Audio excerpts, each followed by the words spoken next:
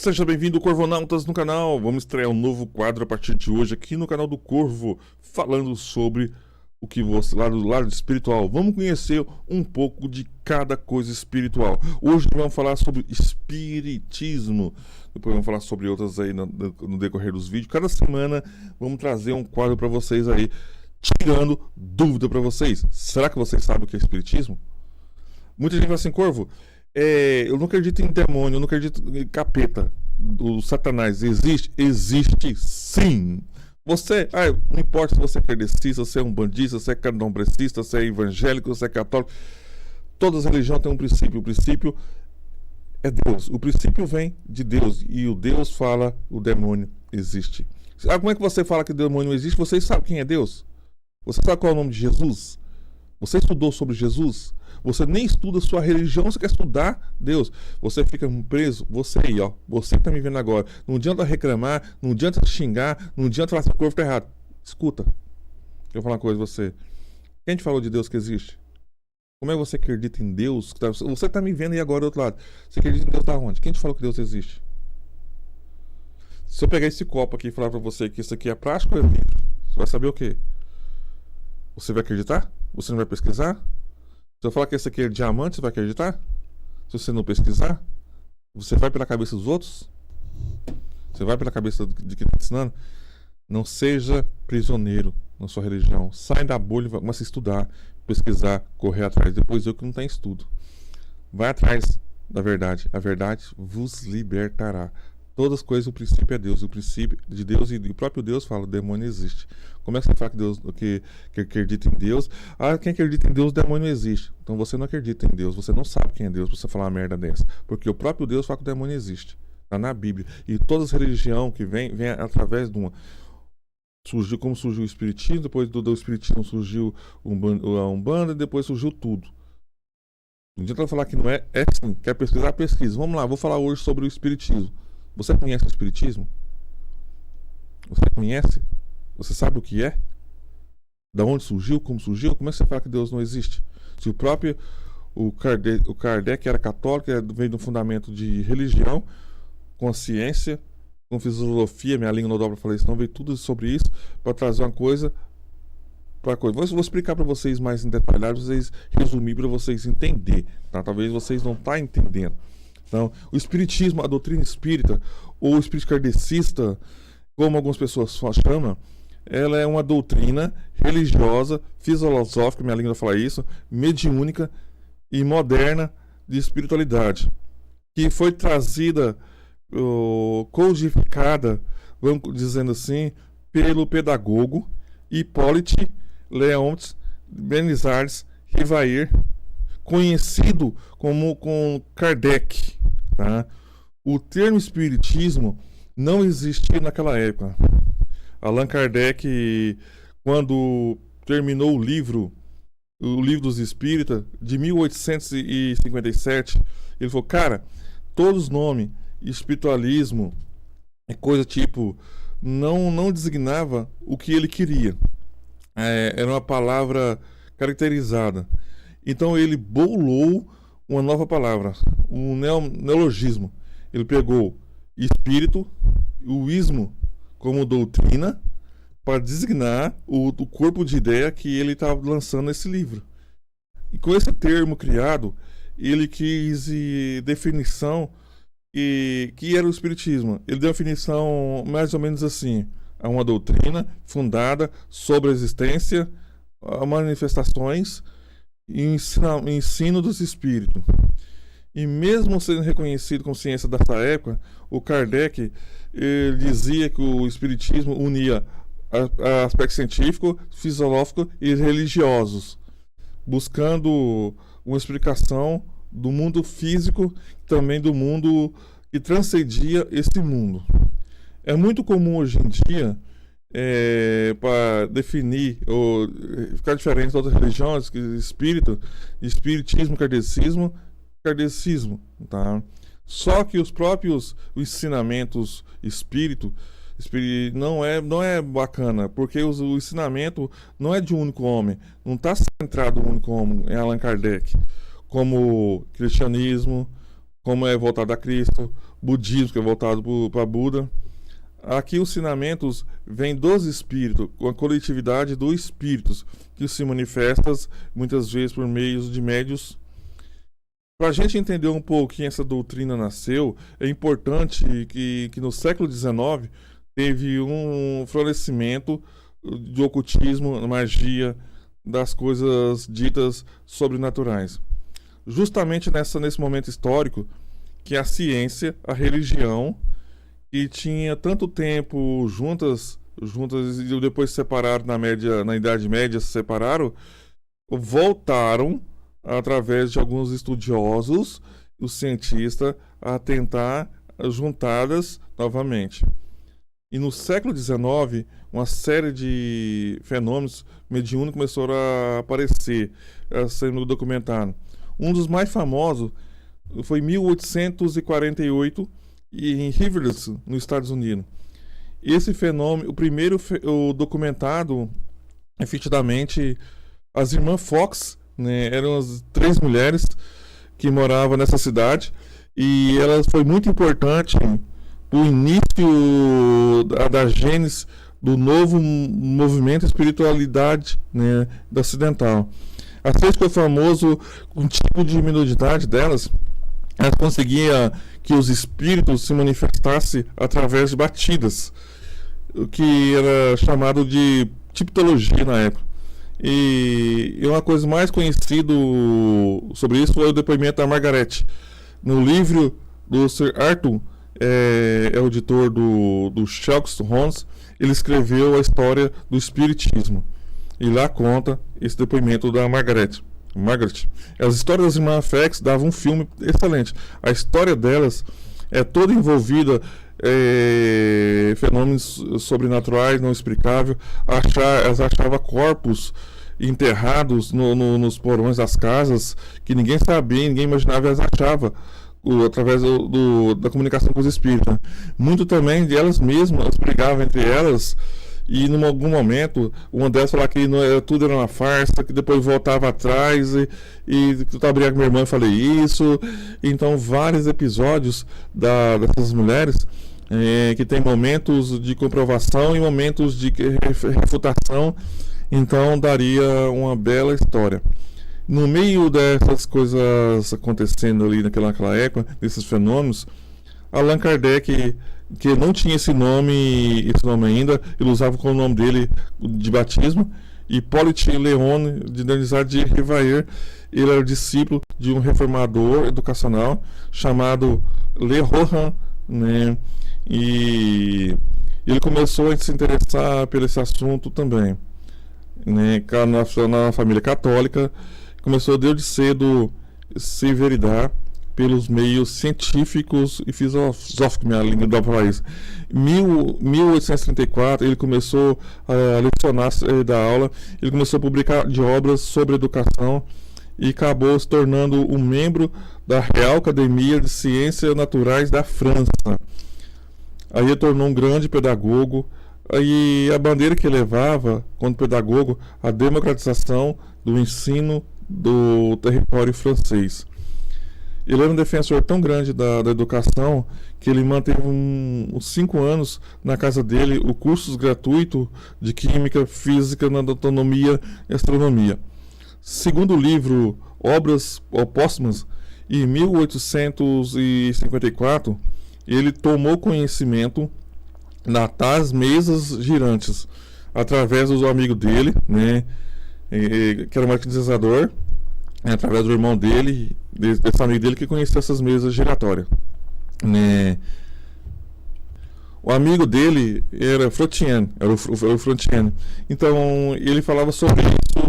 O Kardec, né, ele acreditava que não tinha esse nome Kardec ainda, o nome dele não era Kardec ainda, e ela achava que era um negócio de animal. No ano seguinte, o 855, ele topou ir numa reunião dessas e se interessou muito esse assunto. E depois que ele foi na primeira reunião, que ele viu aquelas mesas girando, ele, como cientista, apaixonado pela ciência, ele queria entender o que estava acontecendo, porque aquela mesa está rodando, aquele trem giratório. E ele perguntava como pode uma mesa rodar que não tem músculo, não tem cérebro, ela rodar. ela reagia a estímulos e mexer, girar. Aí quando eu estava perguntando para ele mesmo sobre isso mesmo, a própria agente causadora daquilo, que era o espírito, respondeu para ele: não é a mesa que está fazendo isso, somos nós, as almas dos homens que viveram na Terra. Aí isso abriu um leque na cabeça dele, do Rivair, né?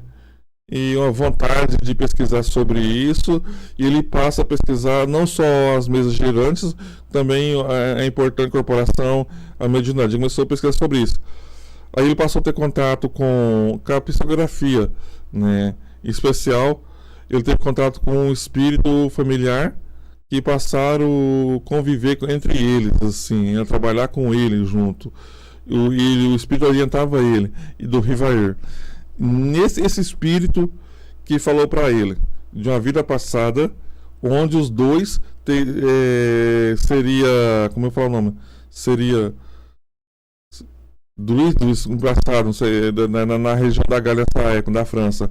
Aí ele usava o nome Allan Kardec, então, como nessa vida passada, então, como o Espírito revelou para ele nessa vida passada, ele usava esse nome como Allan Kardec, o nome de Allan Kardec, ele passou a usar esse nome nos seus trabalhos, ele passou a usar esses nomes nos seus trabalhos de Allan Kardec. E esse espírito chama Zéfiro, né, que conversava com ele. E ele começou a procurar respostas complexas sobre não só fenômenos da mesa giratória, como aquilo funcionava, quem eram aquelas pessoas, como era o lado de lá, como é que era o mundo que transcende o mundo físico. E ele começa a entender que necessitava de uma integração de conhecimento científico, filosófico e morais. Então a doutrina espírita, ela é fundamentada em obras básicas. Ela é chamada de codificação espírita, que são obras que Kardec escreveu entre 1857 a 1867. Livro dos Espíritos, o Livro dos Médios, Evangelho segundo o Espiritismo, o Céu e Inferno e a Gênesis, tá? E as obras complementares, como por exemplo a obra O que é o Espiritismo, a Revista Espírita e a obra Aos Apóstolos, né? A partir daí, com essa codificação, ele começa a ter seguidores. Esses seguidores do Espiritismo, eles vão acreditar que a doutrina espírita ela é voltada ao aperfeiçoamento moral do homem. Acredita que um Deus único, acredita em Deus único, há uma possibilidade de comunicação frutífera com os mortos, que gera fluxo de aprendizagem, que também na reencarnação um processo de evolução constante, e também, por fim, da justiça divina. Nesse momento vamos chegar na parte polêmica, mas é importante explicar o que acontecia naquela época, naquela região, naquela época, na Europa, né? Existia na Europa um pensamento, uma corrente naquela época, frenologia, fundado pelo médico alemão Franz Wolfgang, e ela consiste na ideia que o branco, as pessoas brancas, é uma raça, como o negro é uma raça, e tinha separação. E eles achavam que o branco seria a evolução da raça humana. Então, haveria a sua superioridade do branco naquela época, eles falavam. A superioridade das outras raças, etnias. Então, para a gente ter uma ideia, o Kardec, ele foi membro da Frenologia de Paris. E ele defendeu essa tese. Dessa tese que hoje a gente considera como isso racismo. A gente considera isso como racismo. Imagina falar que uma pessoa branca é a evolução do outro. Isso não existe. Todos nós somos uma coisa só. E nessa época, Kardec defendia essa tese. Tá?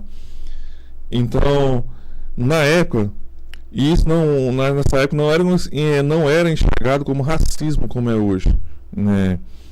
Era considerado como ramo da ciência, da fisiologia, antropometria, como não tinha como estudo genético na cabeça deles, era a última ciência que tinha estudo da raça humana.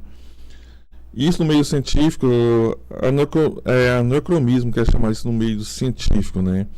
É algo que não dá para pegar 200 anos atrás e querer colocar na nosso nível de consciência de hoje e querer explicar da mesma forma. O cara que vivia naquela época, imerso naquilo, aquilo tinha uma espécie de ciência por trás daquilo, que queria comprovar uma teoria. Para a maioria dos cientistas que estudava naquela época, fazia o maior sentido. Isso é muito importante para a gente falar, pelo seguinte, pelo tanto essa parte na obra dos espíritas, entrevistas dos espíritos fala, tem a raça, tem que povo lá, tal do sudoeste, tal da África, tal menos desenvolvido, é mais primitivo, são raças, crianças. É importante a gente entender, mesmo os espíritos daquela época, eles estavam usando, que era o aparelho do médio, o médio carrega dentro dele, tipo um aparelho para conhecimentos daquela época. Os espíritos não podem, através do aparelho mediúnico, falar coisas, trazer símbolos, trazer coisas além da capacidade de entendimento daquele ser. Mas como a gente consegue perceber essa linha para um lado, a gente consegue essa mudança de consciência, alguns pontos no Evangelho segundo o Espiritismo, consegue perceber alguns trechos falando a não distinção entre raça. Por exemplo, o homem de bem é bom, o humano benevolente para com todos, sem distinção de raças nem de crenças, porque todos os homens são irmãos seus. O Kardec deixa essas obras, deixa esse legado em 31 de março de 1869, lá, com 64 anos, ele falece. Cardineirismo em Paris. Nesse momento, o Espiritismo já tem 8 milhões de seguidores. Ele morre justamente no momento que ele estava acabando de escrever o livro sobre magnetismo, as relações do magnetismo com o Espiritismo. Então, ele estava se mudar dos lugares de trabalho ali, estava preparando, e ele foi sepultado numa necrópole famosa na capital francesa, em Paris, chamado Père-Lachaise, e onde ele foi sepultado foi erguido domes gríticos, que se fala celtas na época, que chama celta, em cima da tumba do epitáfio dele está escrito: nascer, morrer, renascer, nascer ainda e progredir sempre, sem cessar. Tá o Werley, né, que eles falam. Então, tudo tem um princípio, né? O princípio de toda religião, Deus. Ele era da família católica. Ele era da família católica, né? E o princípio é o quê? Deus. Então as pessoas têm que parar com esse negócio. Ah, mas você não conhece, você nem conhece a religião. Então, próprio o espírito surgiu como eu vou falar para vocês, eu falei, filosofia para entender tal, de entender as coisas, mas surgiu da onde? O Kardec era onde? De onde que ele era?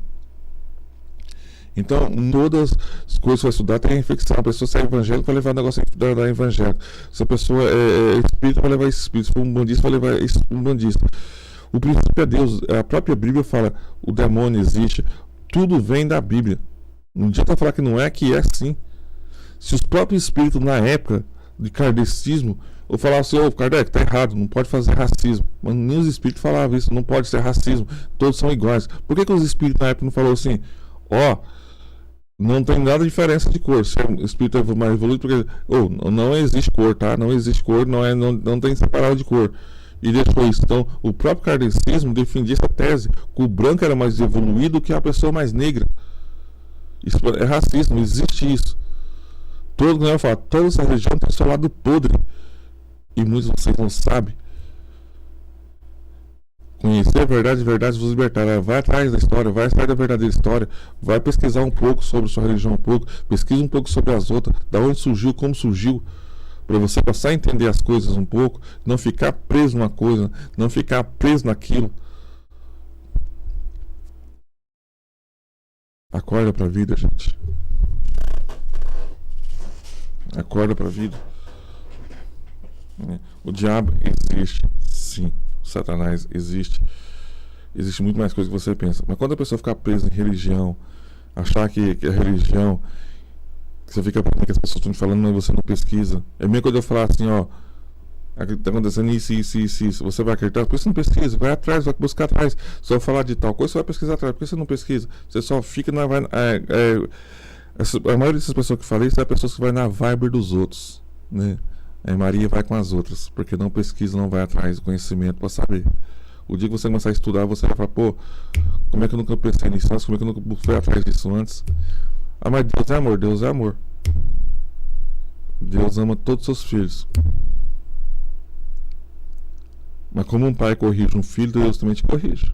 Porque fala, eu sou a sua semelhança. Então o jeito que você corrige seu filho, ele também te corrige. Tá? Muitas vezes Deus prefere te castigar do que te perder.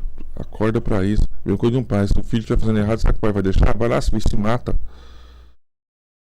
Deus tem que te alertar. Mas se você for pro caminho errado, quiser, foda-se. O problema é seu. Deus te deu o livre-arbítrio. Se você quiser morrer, morra. Se quiser viver no tráfico, vai traficar. Se você quiser matar, vai matar. Mas vai ter consequência pra você. Você vai ter consequência. Deus te deu o livre-arbítrio. Você vai se você quiser. Ele ama tanto você que deixa você escolher sua própria direção.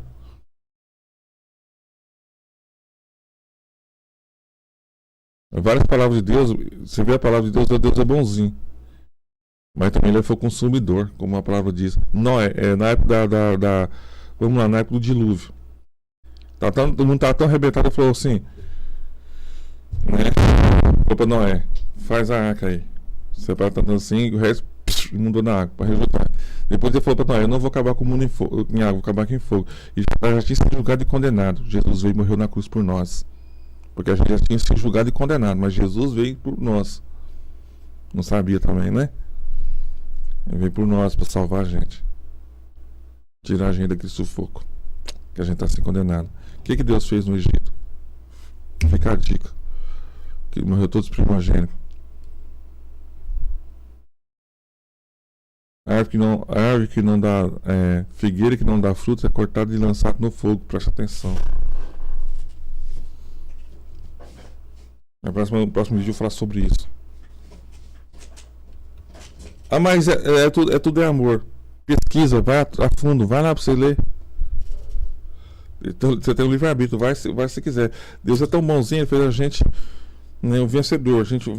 Muitas vezes você não é vencedor porque você tem você é prisioneiro. Desculpa falar, você é prisioneiro na sua religião demais e na sua vida demais. Você é prisioneiro. Tem medo de arriscar, tem medo de fazer. Deus não fez você fracassar, Deus fez você vencedor. Quer ser um vencedor? Então vai lá e faz. Mas não, vai na cabeça dos outros, fica com medo, fica com tudo, não tem atitude. Aí torna uma pessoa fracassada. Porque tem medo de arriscar, tem medo de lutar, tem medo de correr atrás das coisas. Vai pela cabeça dos outros. Não seja um prisioneiro, conhecer a verdade vos libertará. Pesquisa mais sobre as coisas que estão em volta. Você fica preso demais na sua religião, você, como eu vou falar pra você, você é um prisioneiro. E seu líder que comanda você, ele é o carcereiro. Você faz o que ele quer. Se ele falar assim, você não pode fazer isso, é pecado, você abaixa a guarda, abaixa a crista. Você pesquisou pra saber se é verdade? Você foi atrás pra saber a verdade? Não, né? Então passa aí. Não seja refém, não seja prisioneiro. Fica a dica e até o próximo vídeo.